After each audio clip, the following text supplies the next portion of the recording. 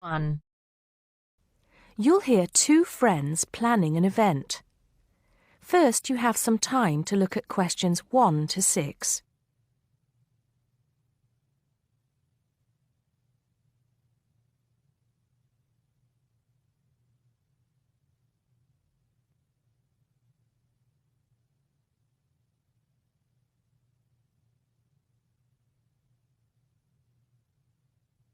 Now we shall begin. You should answer the questions as you listen because you will not hear the recording a second time. Listen carefully and answer questions 1 to 6. Hello, Joan. I'm glad you could come. Hello, Peter.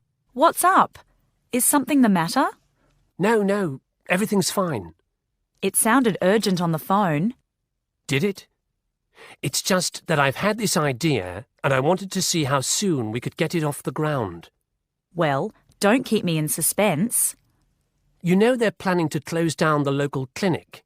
It was in the newspaper yesterday, but most people have actually known for some time. Well, I thought we should do something about it. What did you have in mind? I thought we could organise a charity event and donate the money to the clinic. I know it doesn't sound like much, but it will show the local council how we feel and that we mean business. That'll take quite a lot of organising. Why don't we just hold a protest outside the town hall?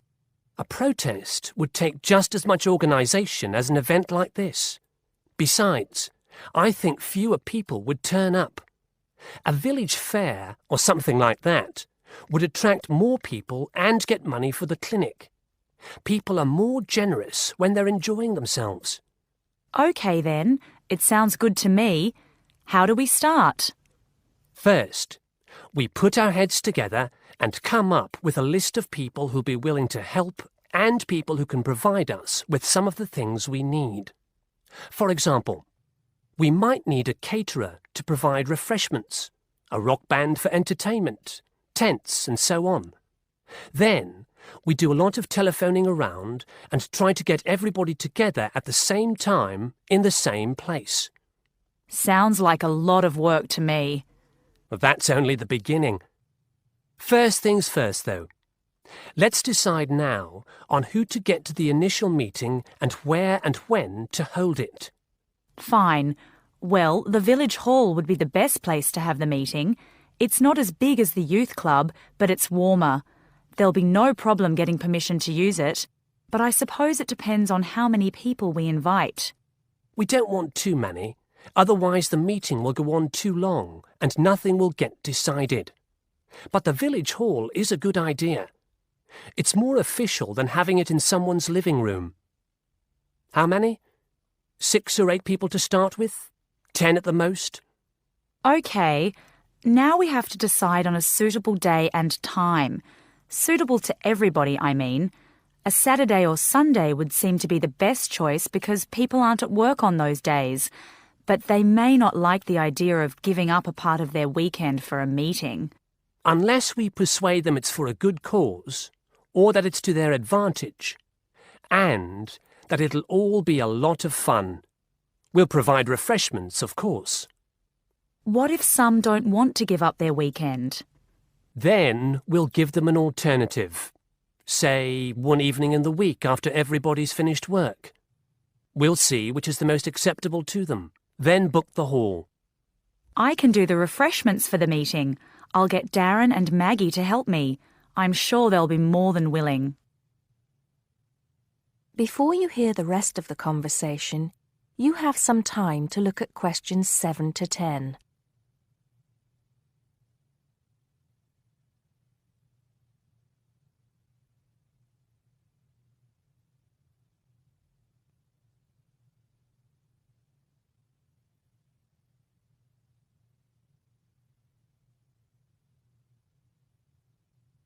Now listen and answer questions 7 to 10. So, what's next on the agenda? A list of who we want at the meeting. Yes, of course. Obviously, we want someone from the clinic. I think Dr. Perkins would be best. He can tell us exactly what the financial situation is there. You know, how much money it takes to keep the place running, and how important it is for the community to have the clinic. The vicar too. He can rally lots of support. And Mr. Sims, our Member of Parliament. He is very busy, but I think I can persuade him to come, or get his wife to persuade him to come. I see her quite a lot socially. That's great. 2 other people I have in mind are Freddie Smith. The journalist? Yes. Well, he's the editor of the local paper now and might be useful. He might let us advertise for free, and he'll know how to go about getting leaflets and posters printed. That's another thing. We'll need volunteers to put leaflets through people's doors and stick up posters all over the place. We can decide that at the meeting. What about the other person? What other person? You said you had 2 people in mind, Freddie Smith and... Oh, yes, Mr. Gates. Mr. Gates. Do I know him? You must do. He owns Greatfields Farm. We need a large area to hold the fete. Right. So how many have we got then? 7 or 8? There's Dr. Perkins, Mr. Sims, that journalist...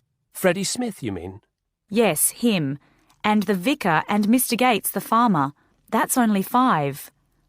There's you and me, that's 7. That will do for now. Let's start making phone calls.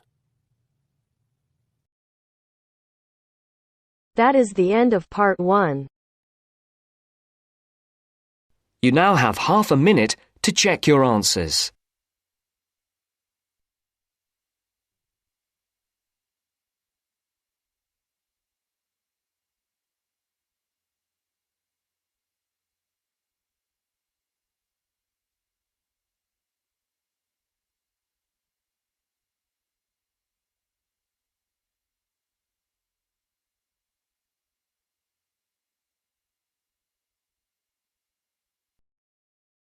Part 2.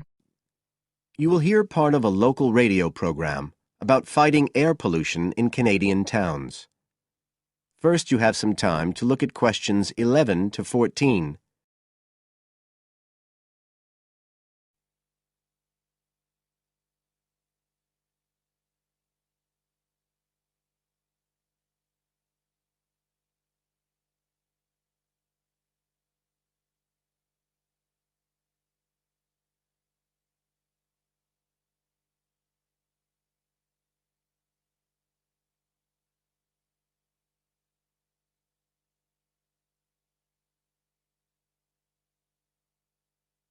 Now listen carefully and answer questions 11 to 14.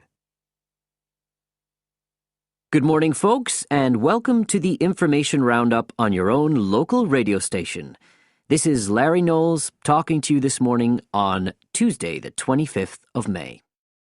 And the first item coming up is a reminder to you all out there about Canadian Clean Air Day, which is on June 6th.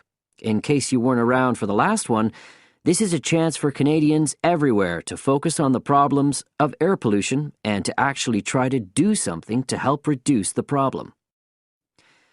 How many Canadians do you think die annually because of air pollution? 2,000? 3,000? Well, the rate is a staggering 5,000, and it's likely to grow unless we do something. And it's this concern with your health that's the driving force behind the government campaign that is sponsoring Clean Air Day. So what causes air pollution in the first place? Well, the transportation sector accounts for 27% of all greenhouse gases produced in Canada. It's also the biggest source of that thick, polluted air from traffic fumes that we call smog. And it's the tiny particles and ground-level ozone in smog that are the main causes of health problems and even deaths across the country. Of course, it's worse in the big cities, but researchers have only recently realized that all you need are low levels of air pollution to seriously damage your health, so we're all at risk. You now have some time to look at questions 15 to 20.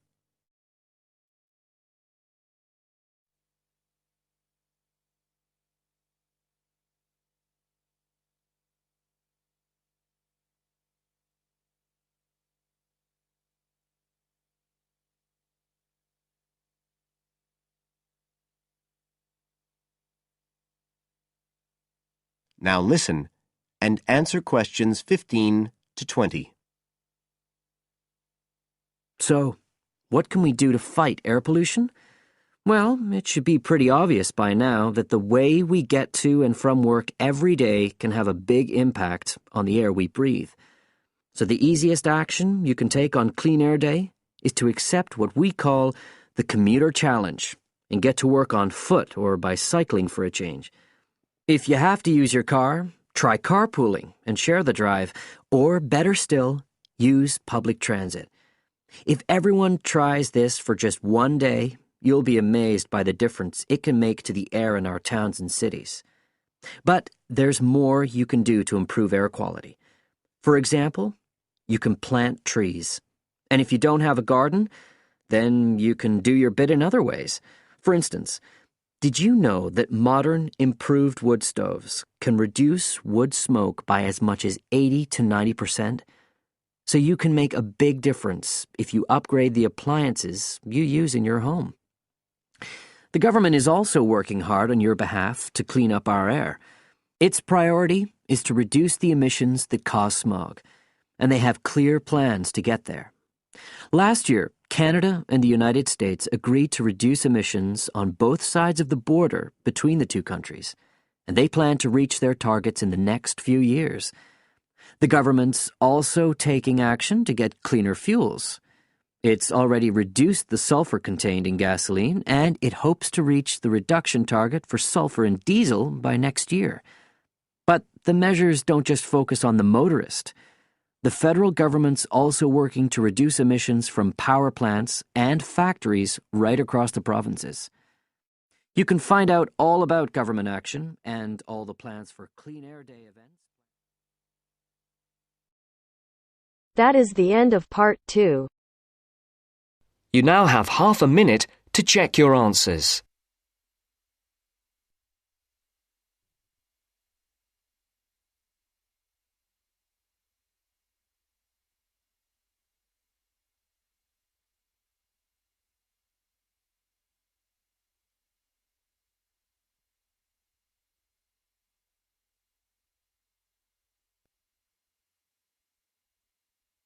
Now turns to part 3. Part 3. You'll hear a lecturer talking to students about America in the 1960s. You have some time to look at questions 21 to 26.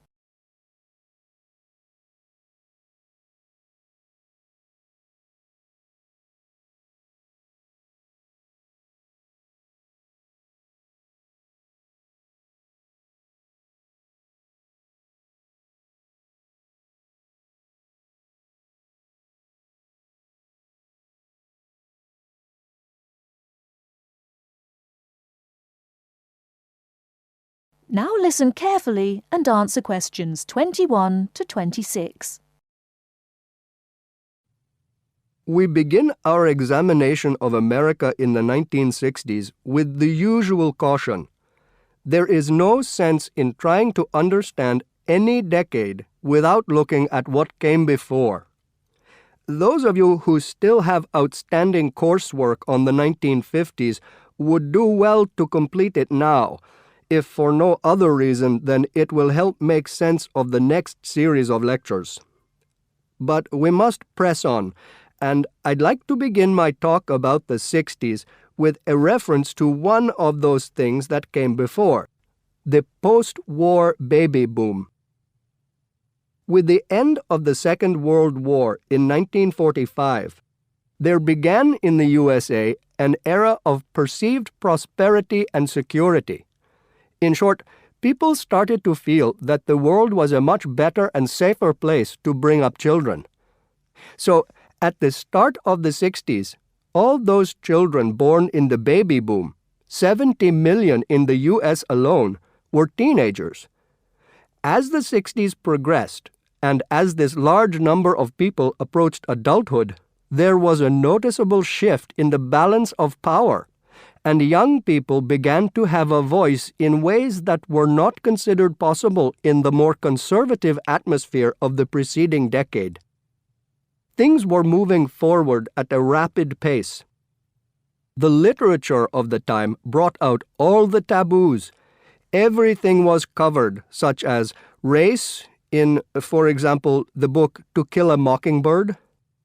The role of women changed, and equality for women, well, let's just say that once certain books were published, women were no longer going to be satisfied with their roles as devoted wives and mothers.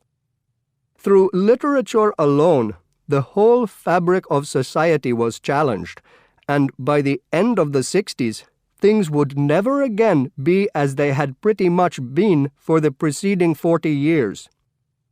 It was a decade of protest, civil rights protests, feminism, the rights of minorities, the Vietnam War. All these causes led to peaceful and not so peaceful protests on college campuses and elsewhere. People had been given freedom of speech and they were going to use it. The crime rate rose to 9 times what it was in the 50s, as respect for the old order faded away. But it was also a time of great development. In medicine, the 60s saw the first heart transplant. In technology and the space race, where we saw the first American in orbit and lasers being invented at the start of the decade, and the first man on the moon, and the first primitive internet at the end. Before you hear the rest of the talk, you have some time to look at questions 27 to 30.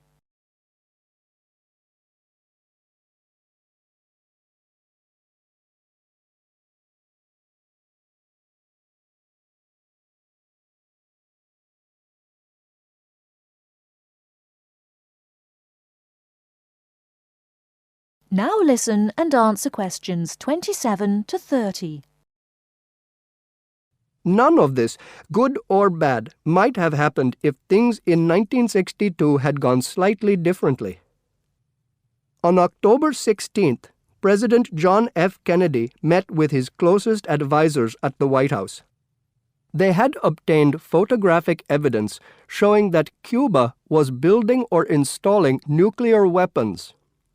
It was widely believed that Cuba was preparing to fire these weapons at cities in the USA. Kennedy was faced with 3 choices: to try to resolve the crisis diplomatically by negotiating with Cuba and the Soviet Union, to take action to block the delivery of more weapons into Cuba, or to attack Cuba, destroying their weapons.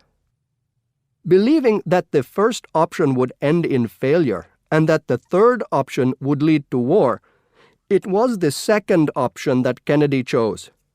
In doing so, he succeeded in preventing the buildup of more missiles. The Soviet Union then withdrew the weapons from Cuba. Most historians agree that if Kennedy had acted differently, the episode would have led to a full-scale nuclear war between the United States and the Soviet Union. Millions would have died, and the world would have been changed beyond recognition. That is the end of part 3. You now have half a minute to check your answers.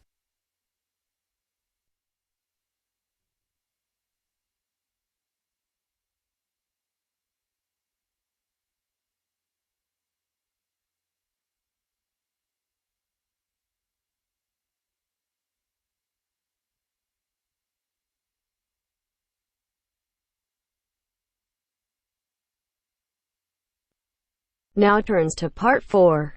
Part 4.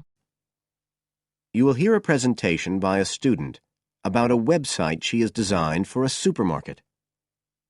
First, you have some time to look at questions 31 to 40 on pages 113 and 114.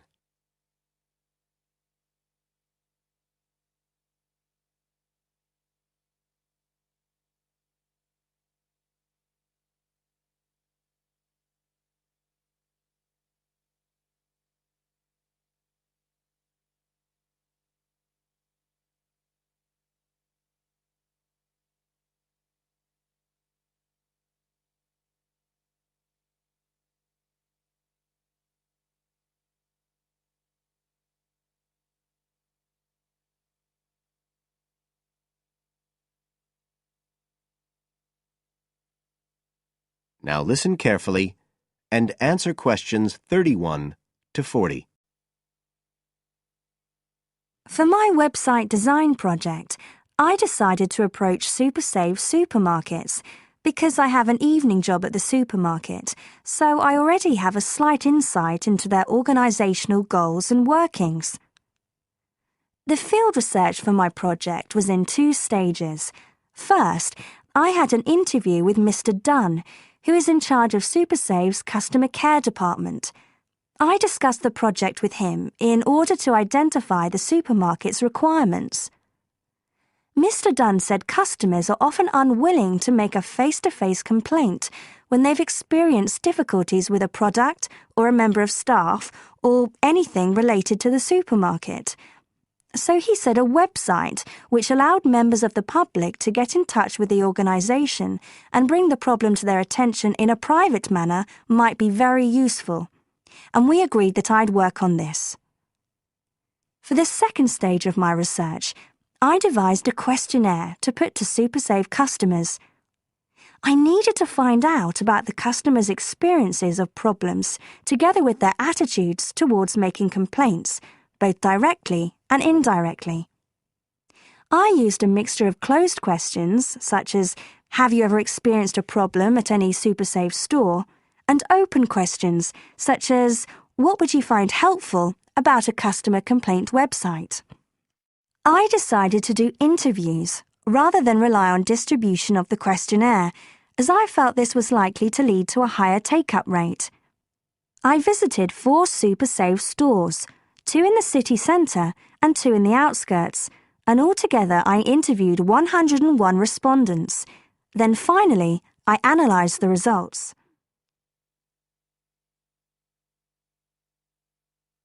I found the results of the questionnaires to be very informative. I found that out of the total number of customers investigated, 64% had at some stage encountered a problem in a SuperSave store. Out of these people, the vast majority said that they hadn't reported the problem to any member of staff. They just kept it to themselves. The next thing I tried to find out was why they hadn't complained. Well, about 25% of the people I interviewed said the reason was that they couldn't be bothered, and a slightly smaller percentage said that they didn't have enough time. But 55% said the reason was that they felt intimidated. I finally asked if they would be more likely to complain if they didn't have to do it face-to-face, and nearly everyone I asked said that they would, 95% to be exact. I then set about designing the website to meet these needs. Once I'd completed the website, I made another appointment with Mr. Dunn to find out what he thought of it. Mr. Dunn said he felt that the pages would benefit his organisation by giving customers a new way of expressing their complaints and by making it easier to collect complaints, identify specific places where service and customer care were not as good as they should be, and act upon them accordingly. SuperSave is already a highly customer-orientated organisation, and he thought our website would be an excellent addition to their customer care effort. This is all well and good, but there still remains the general problem with websites, that there's the lack of access to online computers. Surprisingly, in my survey, I found that 88% of those interviewed had access to the internet, which I felt was quite high. But this access wasn't always direct. For some people, it was through their children and grandchildren and neighbours and so on, rather than being readily available in their own homes. This could prove to be a major drawback to the site, but it is still better to have it now to get the edge over competitors, however slight, and in the very near future, it is expected that almost everyone will have direct access to the internet. Another thing to consider is that at the moment I can only base our conclusions on data gathered from a tiny fraction of the supermarket's customer base. In order to get a better idea of how the site is doing and to see how well I have met my objectives, the site will need to have been up and running for at least a few months. After this time, it'll be possible to see whether or not people are actually using the site and if it's helping to make improvements to their customer service. It would also be interesting to study the effect of the site on staff at the supermarket. Morale could be dented as more complaints come in. Staff may feel they are being unfairly criticised and that there is no need for another way for customers to complain. But also, the site could boost morale by making staff come together to overcome the constructive criticism, and they may gain more job satisfaction by knowing that they are making a difference to the customer. So, overall, I feel my website has met my objectives, but there is scope for improvement and expansion. Are there any questions? That is the end of part 4. You now have half a minute to check your answers. Check the mic and make sure it sound right, boys.